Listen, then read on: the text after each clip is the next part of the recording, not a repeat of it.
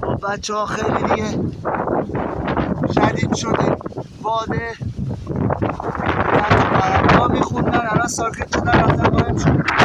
الان جمع جور کردم اینجا رو برم به سمت خونه که دیگه گفتم واسهتون فیلم بگیرم. حالا تا خونه که نمیتونم فیلم بگیرم چون نزدیک 1 ساعت راه. بفرمایید از گیر بچه ها، از گیر تر و تازه اینقدر شیرینه که خب مبرمونم بگیریم و اینم که باشه برای شب حداقل بیایم آتیشمون روشن باشه. برو بریم.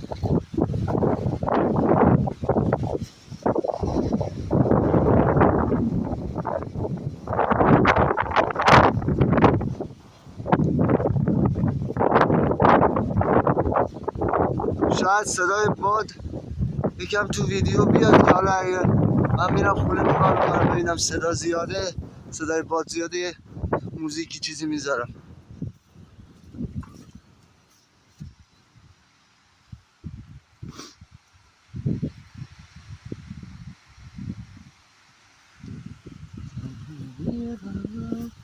شب نقش تو افتاد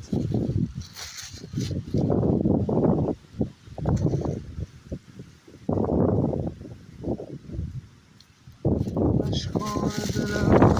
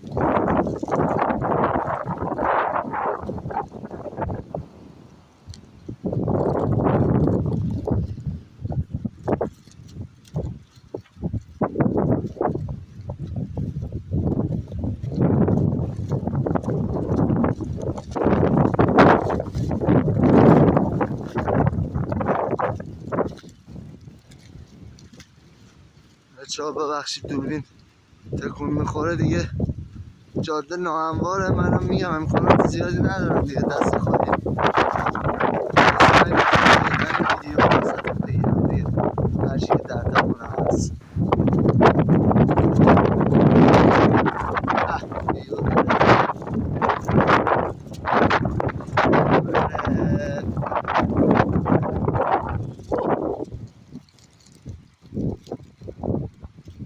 چه موجی میفته تو این گندم. آخ خدایا بزرگی تو شد.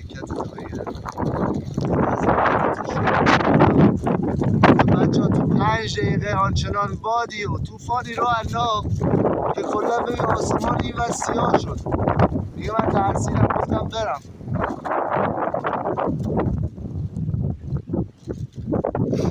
آدمی زاده دیگه بالاخره قرار نیست که آدم از هیچی نترسه که. مشکل ترسیدن نیست،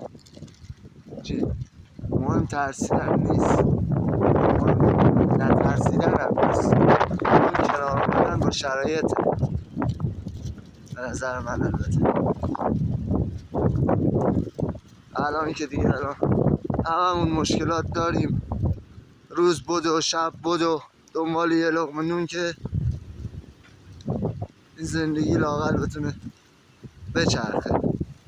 ولی خب انگار این چرخش هم خراب شده، پنچر شده، لعنتی نمیچرخه که، همش اذیته. تا راش میندازی چاله چوله، تا حرکت میکنی میبینی دست انداز است، مجبور میشی ترمز بگیری، ترمز هم نگیری که میپری دیگه، ترمز نگیری بالا پایینی میشی که بفهمی کجای کاری سر میخوره به سقف. نمیدونم خواهد کی درست بشه، روز به روز بدتر میشه بهتر نمیشه، ولی کاش درست بشه. خدا شاهده منابع ما حیف اینطوری حروم بشه، زندگی های ما حیف اینطوری هدر برن. چقدر جوون بیکار علاف داغون تو مملکت داریم، اصلا طرف میبینی کار داره ولی انقدر داره کار میکنه به خاطر یه لقمه که دیگه تیکه تیکه شده.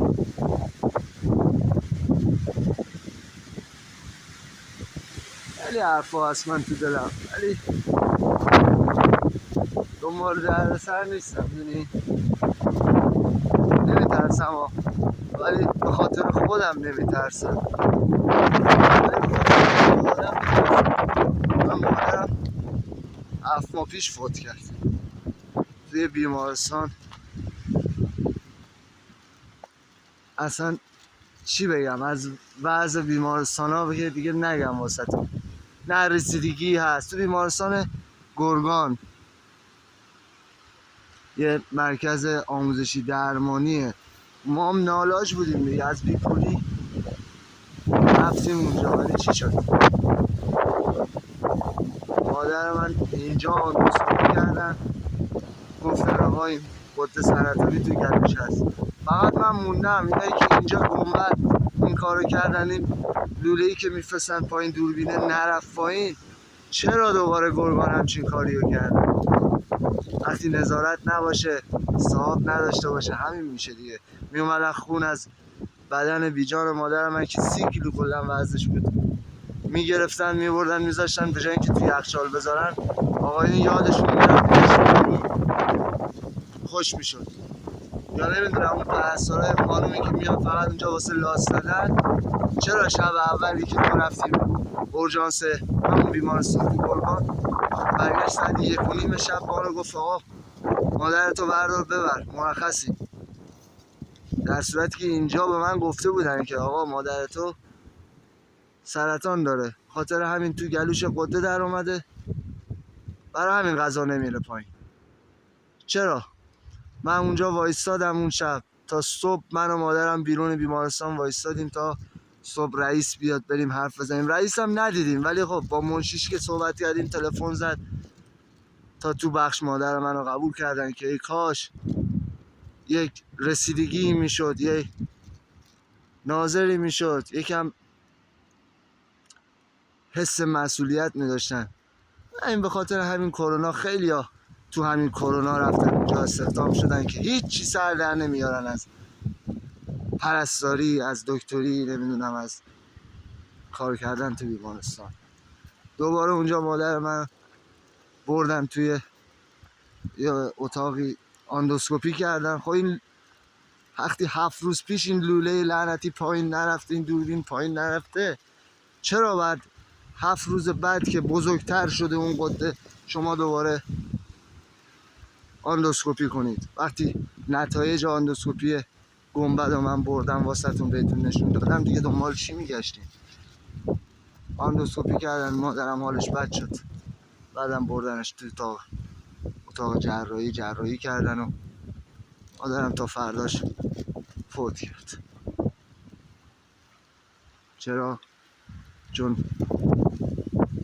من گفتم آقا حقیقت رو گفتم، اینجوریه، نه ما رسیدگی میکنیم این کارو میکنیم والله هیچ کدوم هم انجام ندادم. این از وضع بیمارستان، هیچ رسیدگی نیست. به خدا من اونجا بودم، یه خانومه بود، من مادرم رو برده بودم، زنه رو از گوشه خیابون آورده بود آمبولانس، آورده بودن انداختن یه گوشه، هرچی این جیغ و داد میزد که آقا من نمیدونم دستشویی دارم، نمیدونم واسه چی منو آوردین، لاغر اگر میخواستین رسیدگی نکنید واسه چی آوردین، برسیم به هیچ نگاش نمیکردن بنده خدا رو. باورتون میشه؟ حالا زشتم هست من بگم، ولی طرف دستشویی کرد تو خودش، تا جایی که برگشت به من گفت تو هم جا پسرمی، بیا کمکم کن. گفتم آقا خاله جان، مادر جان، من کاری از دستم بر نمیاد. میگو آخه من نمیدونم، میذاشتین من میمردم همونجا ولی منو نمی آوردین، شمایی که میخواین اینجا بیارین رسیدگی نکنین چرا با آمبولانس میگفت منو آوردین؟ میگو من بیرون راحت تر بودم. راست میگه دیگه، راست میگفت. طرف داشت از اینون درخواست اینو میکرد که میگو آقا به من یه کرایه بدید، 5000 تومان 10000 تومان من کرایه بدید من فقط برم.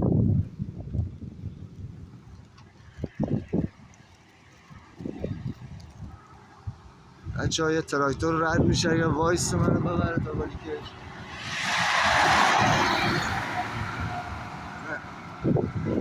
منم روم نشد دست بلند کردم، دست بلند کنم ببخشید کلمات رو قاطی میکنم. آره این بعض بیمارستان هست، رسیدگی صفر. میری بانک، کار بانکی داری، طرف یه جوری خودشو میگیره، اونی که پشت باجه است انگار خداست. بابا تو خدمتگزار مردمی. ببین دارن میگن خدمتگزار مردم، ولی نمیدونم چرا رو مردم سوار میشن. هر کی تو هر ارگانی که هست میره سر کار، اولین کاری که میکنه رو مردم سوار میشه، یه جوری خودشونو میگیرن انگار که خدان.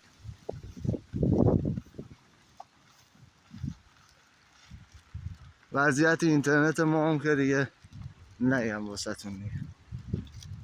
یه فیلم شورت 1 دقیقه‌ای میخوام تو یوتیوب بذارم، باید حداقل چند ساعت وقت بذارم، هی برو اینو دانلود کن اونو دانلود کن، نمیدونم دنبال فیلتر شکم بگرد، پروکسی بزن، فلان کن که یه فیلم 1 دقیقه‌ای. آخه چرا باید محروم باشیم از یه اینترنت پرسرعت یا حداقل بدون دردسر؟ آقا من بدونم سرعتش کمه ولی قطعی نداره، اب نداره، نه که من فیلمو میزنم آپلود بشه، 1 ساعت بعد میام نگاه میکنم میبینم ای بابا این که همون 10% شده قطع شده. خیلی زود. حالا اینترنت که واسه بچه هایی که یوتیوب و اینستا اینا کار میکنن گفتم، ولی بعض کارگری و اینا هم که دیگه هر روز داریم توی اینستا میبینید صحبت ها، خود مسئولین بعضی هاشون صحبت میکنن میگن طرف حقوقش 10 تومنه اما خرج و مخارج زندگیش 30 تومن بیشتره. یارو میبینی فقط داره 7 تومن اجاره میده. واقعا خیلی ها توی این وضعیت له شدن و میشن.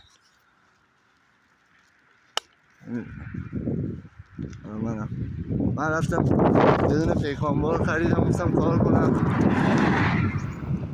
باورتون شاید نشه پیکانبار رفتم زایات کردم، رفتم میوه فروختن، رفتم بارکشی، هیچ خرج خودش هم در نمیاد. خودتون فکرشو بکنید دیگه. پیکانی که مال 40 سال پیشه ما الان داریم سوار میشیم، بدبختی باید بخریم، بعد وسایلش هم پیدا نمیشه. عروساکاری هم دست نمیزنه. چرا واقعا باید همچین ماشینی هستن؟ آقا اگر ساپورتش نمیکنید دیگه بعد تو بازار جمعش کنید، همونم باید به بدبختی خرید. من خریدم دیگه، رفتم هم سر کار، ولی 3 برابر کار کرده خودش خرج خودش شد و خرج خودش کرد. این چه فایده ای داره؟ بعد میری درستش کنی میگی فلان وسیله، میگه نیست، تو بازارم نگرد. چیکار کنم؟ نمیدونم اینو پرایدی و اینو اینطوری کن، سر بده اوستا سنبلش کنه، سرهم کنه، استفاده کن. خب میبری پیش اوستا میگه من دست نمیزنم. چرا؟ چون سرطانه. مثلا اسم پیغامبر رو گذاشتن سرطان. واقعا هم سرطان ها، نه امکاناتی نه چیزی. ببین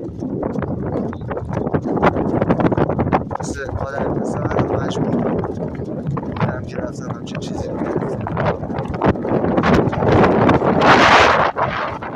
دیگه نمیدونم، 7 سال آشپزی کردم تهران، اومدم اینجا شهر خودمون، توانی که ندارم که خاطر چیه؟ پس این کار کردن من به چه در میخورد؟ تقصیر منم نیست، خودم هم میدونم. من چون تلاشم رو کردم خیالم وجدانم راحته، ولی اونی که باید خجالت بکشه میچاپه و میخوره و خیالش هم نیست. نظارت، چون نظارت نیست، همه چیز برمیگرده به نظارت. نظارت که باشه ماشین 40 سال پیش نمیاد تو بازار، نظارت که باشه دزدی نمیشه، نظارت که باشه بی مسئولیت بازی در نمیارن. هر عنوانی، چه دکترش، چه مهندسش، چه بانکدارش، چه مغازه‌دارش. الان میری یه مغازه نوشابه رو میخری یه قیمت، میری یه مغازه دیگه همون نوشابه رو داره گرونتر میده. چرا؟ چون صاحب نداره دیگه، کسی نیست که نظارت کنه.